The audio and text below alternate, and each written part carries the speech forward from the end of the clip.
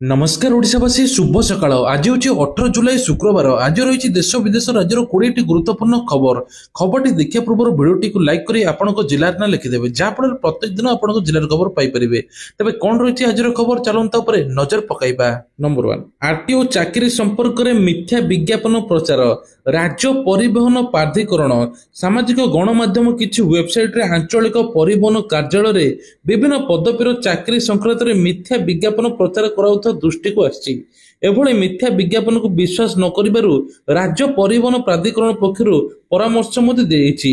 एभली वेबसाइट मानकरे आसुଥିବା विज्ञापन विश्वास न करी आपण माने केबे भी टंका दियंतु नाही। तेबे कुआଯାଉଛି जनसाधारण सचेतनता निमंते एक प्रेस वार्ता माध्यम राज्य परिवहन प्राधिकरण पक्षरु स्वच्छता जना पड़ुछि। तेबे अनेक निरीह चाकरी आशायी को वेबसाइट रे मिथ्या विज्ञापन होई बहुत ठकई मध्ये हेउचंती लोकंकर लक्षाधिक टंका मध्ये शेष हो जाउछि। तेणु आपनको मध्ये अनुरोध एभली प्रचार देखिले आप माने केबे विश्वास करंतु नाही। मुख्यमंत्री मोहन चरण माझी राज्यर पंचायत प्रतिनिधि मानक पई कार्य अवधि समय मृत्यु बा अक्षमता घटिले अनुकंपामूलक सहायता राशि प्रदान करने निष्पत्ति नहीं।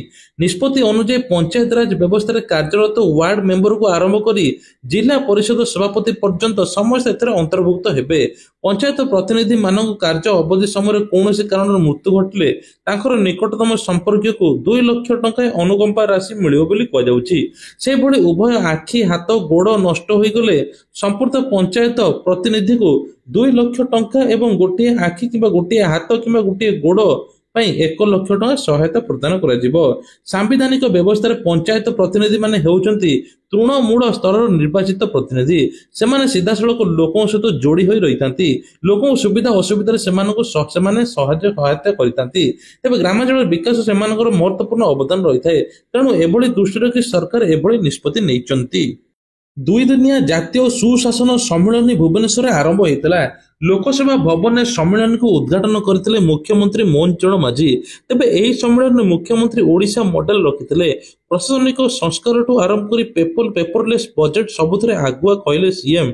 मुख्यमंत्री कहते विपर्य प्रवण राज्य में ओडिशा बाहरी एवं प्रगतिशील होइछि। सुशासन प्रत्येक लोकर अधिकार अधिकार कर्तव्य। ओडिशा शासन एवं पेपरलेस होइछि आगको लोक को सुशासन जोगाई देबा एआई टेक्नोलोजी मते व्यवहार करा।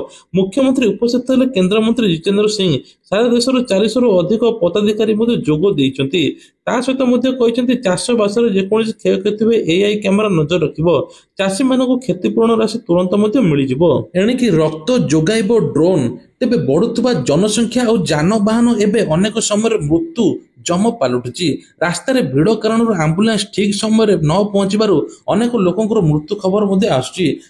एक बड़ बाधा उपजुची जितेबाला कौन जरूरी कालीन परिस्थिति रक्त दरकार हुए रक्त पहुंची पारुनी कि अंग प्रत्यंग पहुंची पारुनी जहाँफल ड्रोन सिस्टम हेबो। आधुनिक जंत्रांश साहाय्य ड्रोन सिस्टम मेडिकल को मेडिकल जीव। तेबे एक ड्रोन सफलतार सहित ग्रेटर नोएडा रे जीआईएमएस हॉस्पिटल दिल्ली केंद्रीय कनॉट प्लेस लेडी हांडेड मेडिकल को रक्त बैग परिवहन करथिला जहां 35 किलोमीटर मात्र 15 मिनिट रे पहुंचथिला। आ कह आंबुलांस तो बहुत गुण रे ये भलो बहुत स्पीड मेडिकल को मेडिकल जाई परिबो लोकंकर जीवन बंची परिबो। सुरक्षा कर्मी को बड़ सफलता कंधमाल विपुल माओ विस्फोरक सामग्री जबत। तेबे माओवादी माने विपुल विस्फोरक सामग्री लुचाई रखिथिबा संदेह करी सुरक्षा कर्मी माने उद्धार करिसंती। एक गोइंदा सूचना पई पुलिस अधीक्षक हरीश बिसी निर्देश पर कोतागड़ थाना अंतर्गत गुमा जंगल भितर सर्च ऑपरेशन करथिले। आ पुलिस मध्ये सेउटु विभिन्न प्रकार बोमाठू आरंभ करी समस्त प्रकार अस्त्र शस्त्र पाइथिला।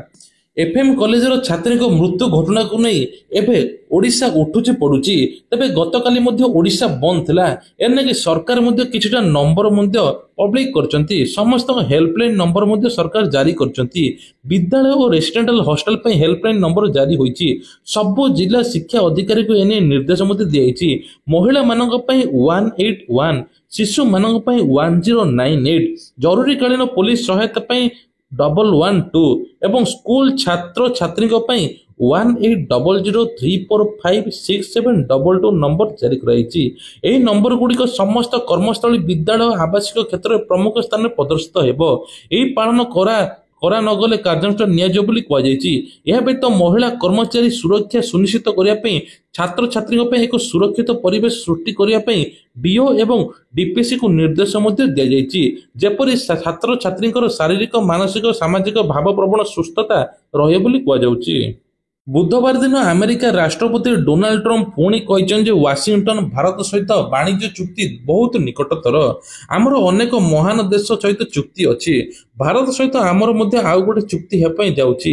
ଆମେ ଆଲୋଚନା କରୁଛୁ। ଯେତେବେଳେ ଏକ ଚିଠି ପଠାଇବି ସେହି ଚୁକ୍ତି ହେବ।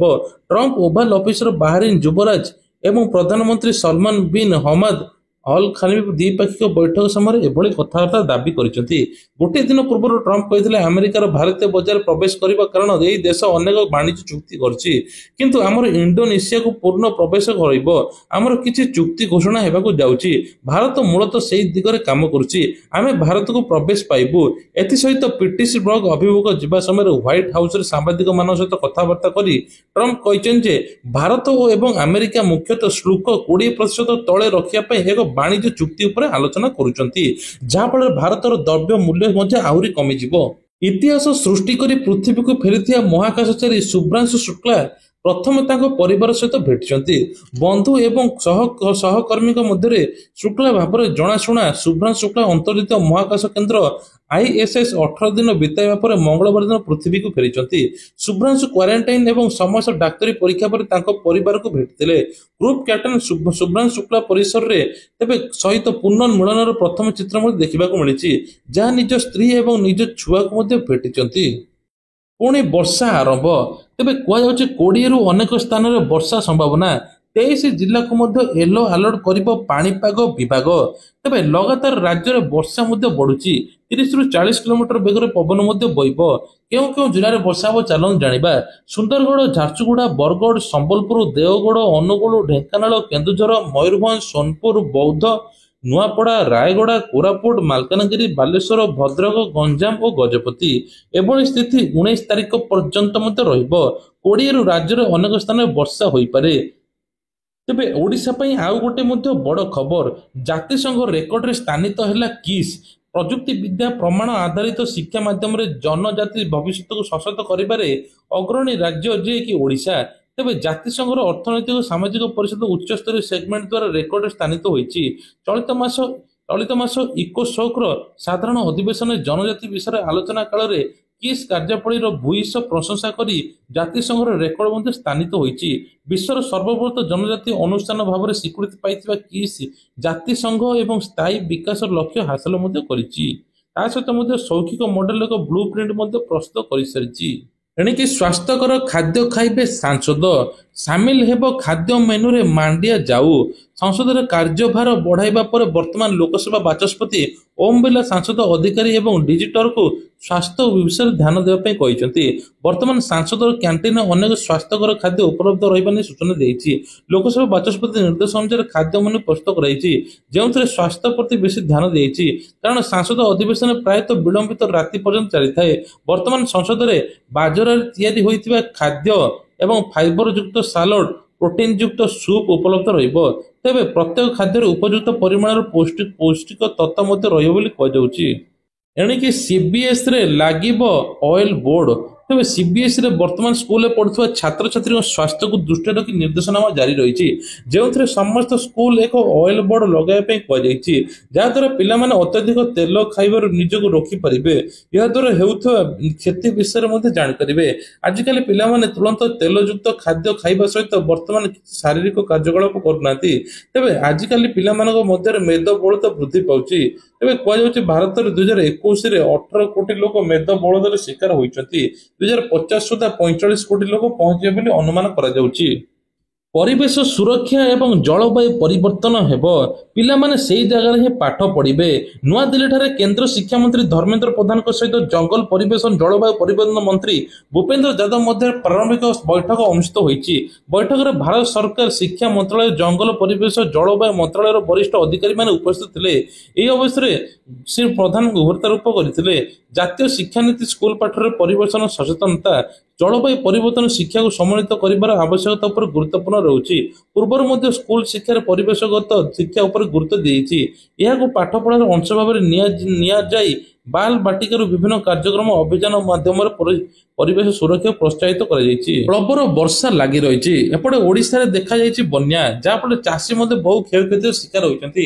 ପରିବା ଦର ମଧ୍ୟ ହୁ ହୋଇ ବଢୁଛି। ଏପଟେ ଅମରନାଥ ଯାତ୍ରା ପାଇଁ ବନ୍ଦ କରିଦିଆଯାଇଛି। ଏହି ଯାତ୍ରା ପହଲଗାମ ଏବଂ ବାଲତଲ ଦୁଇଟି ଯାକ ବେସ୍ କ୍ୟାମ୍ପରୁ ରୋକି ଦିଆଯାଇଛି। ଗତ 2 ଦିନ ହେଲାଣି ଲଗାତାର ବର୍ଷା ହେଉଛି। ଏଥିପାଇଁ ଏଭଳି ନିଷ୍ପତ୍ତି ମଧ୍ୟ ନିଆଯାଇଛି। ଜାମ୍ମୁ କାଶ୍ମୀରରେ ସୂଚନା ଅନୁଯାୟୀ କି ମଧ୍ୟ ପ୍ରବଳ ବର୍ଷା ଯୋଗୁଁ ରାସ୍ତା ଭଲ ନାହିଁ। ପ୍ରଶାସନିକ ଅଧିକାରୀ ରାସ୍ତାକୁ ଠିକ କରିବା ପାଇଁ କାମ ଶେଷ କରିଛନ୍ତି। ତେବେ ଏହା ନେଇକି ମଧ୍ୟ ବାଲତଲ ରୁଟରେ ମଧ୍ୟ ଭୂସ୍ଖଳନ ହୋଇ 10 ଜଣଙ୍କ ତୀର୍ଥଯାତ୍ରୀ ଆହତ ହୋଇଥିଲେ। ତେଣୁ ଏନେଇ ସରକାର ମନା କରିଛନ୍ତି। ଆସନ୍ତା 21 ତାରିଖରେ ମୁଖ୍ୟମନ୍ତ୍ରୀଙ୍କର ଜନ ଅଭିଯୋଗ ଶୁଣାଣି ବନ୍ଦ ରହିବ। ସରକାରଙ୍କ କିଛି ଅନ୍ୟ କାମ ଯୋଗୁଁ ଜନ ଅଭିଯୋଗ ଶୁଣାଣି ବନ୍ଦ ରହିବ। ଯେଉଁମାନେ ପୂର୍ବରୁ ପଞ୍ଜୀକରଣ କରିଛନ୍ତି ସେମାନେ ଅଲଗା ଦିନ ଆସିପାରିବେ। ନିଜର ପରିଚୟ ପତ୍ର ଧରି ଆସିବେ। ପରବର୍ତ୍ତୀ ଶୁଣାଣି ମଧ୍ୟ ସାମ୍ବାଦିକ ସମ୍ବାଦ ଜରିଆରେ ଜଣାଯିବ। ଆସନ୍ତୁ ଯୋଜନା ବିଷୟରେ ଜାଣିବା। ପ୍ରଥମେ ତ ସୁଭଦ୍ରା ଯୋଜନା। ସୁଭଦ୍ରା ଯୋଜନାକୁ ନେଇକି ବଡ ଅପଡେଟ। ମୁଖ୍ୟମନ୍ତ୍ରୀ କହିଛନ୍ତି ଯେ ଖୁବ୍ ଜଲ୍ଦି ସୁଭଦ୍ରା ଟଙ୍କା ମିଳିବ। ଆଉ 8 ରୁ 9 ଦିନ ଭିତରେ ମିଳିବ। ତା ସହିତ ମଧ୍ୟ ଭତ୍ତା ଟଙ୍କାକୁ ବଡ ଅପଡେଟ। ଭତ୍ତା ଟଙ୍କା 60 ବର୍ଷର ଭତ୍ତା ଟଙ୍କା ମଧ୍ୟ ବଢିବ। 3580 ବର୍ଷର ଉର୍ଦ୍ଧ୍ୱ ହିତାଧିକାରୀଙ୍କୁ ମିଳିସାରିଛି। ଯେଉଁମାନେ ବାକି ରହିଛନ୍ତି ତୁରନ୍ତ KYC କରିଦିଅନ୍ତୁ। ପିଏମ କିଷାନକୁ ନେଇକି ବଡ ଅପଡେଟ। ପିଏମ କିଷାନ ମଧ୍ୟ ଆଉ 4 ଦିନ ପରେ ମିଳିବା ପାଇଁ ଯାଉଛି। ପୂର୍ବତନ କିସ୍ତି ମଧ୍ୟ ଜୁନ ମାସରେ ମିଳିବା ପାଇଁ ଦେଇଥିଲା। କୋଟି କୋଟି ଚାଷୀ ଅପେକ୍ଷା କରିଥିଲେ, କାହା ଆକାଉଣ୍ଟକୁ ଆସିଲା ନାହିଁ। ସରକାର ବାର୍ଷିକ ସହାୟତା କରନ୍ତି 6000 ଟଙ୍କା। ପ୍ରତି 4 ମାସକୁ 2000 ଟଙ୍କା ଲେଖା କିସ୍ତି ଆସେ। କିନ୍ତୁ ଏଥରକ 4 ମାସ ବିତି ଯାଇଥିଲେ ମଧ୍ୟ ଆସିନାହିଁ। ପୂର୍ବ କିସ୍ତି ମଧ୍ୟ 19ତମ କିସ୍ତି ଫେବୃଆରୀ 25 ତାରିଖରେ ଆସିଥିଲା। ତେବେ କୁହାଯାଉଛି ଯେ ଚାଷୀମାନେ ଅପେକ୍ଷା କରିଛନ୍ତି କେବେ 20ତମ କିସ୍ତି ଆସିବ। ଖୁବ୍ ଜଲ୍ଦି 20ତମ କିସ୍ତି ଆସିବ। ତା ପୂର୍ବରୁ ଯେଉଁମାନେ 19ତମ କିସ୍ତି ପାଇନାହାନ୍ତି ତୁରନ୍ତ KYC କରିଦିଅନ୍ତୁ, ଯାହାଫଳରେ ଆପଣ 2ଟି କିସ୍ତି ମଧ୍ୟ ପାଇପାରିବେ। ତେବେ ଇଏ ଥିଲା ଆଜିର ଦେଶ ବିଦେଶ ରାଜ୍ୟର କିଛିଟା ଗୁରୁତ୍ୱପୂର୍ଣ୍ଣ ଖବର। ଖବରଟି ଭଲ ଲାଗିଥିଲେ ଭିଡ଼ିଓକୁ ଲାଇକ୍ କରିବା ସହିତ ଚ୍ୟାନେଲରେ ନୂଆ ଥିଲେ ସବସ୍କ୍ରାଇବ କରିଦେବେ। ଆଉ ଆଜି ସନ୍ଧ୍ୟାର ଖବର ଦେଖିବା ପାଇଁ ମଧ୍ୟ ଭୁଲିବେ ନାହିଁ। ଜୟ ଜଗନ୍ନାଥ।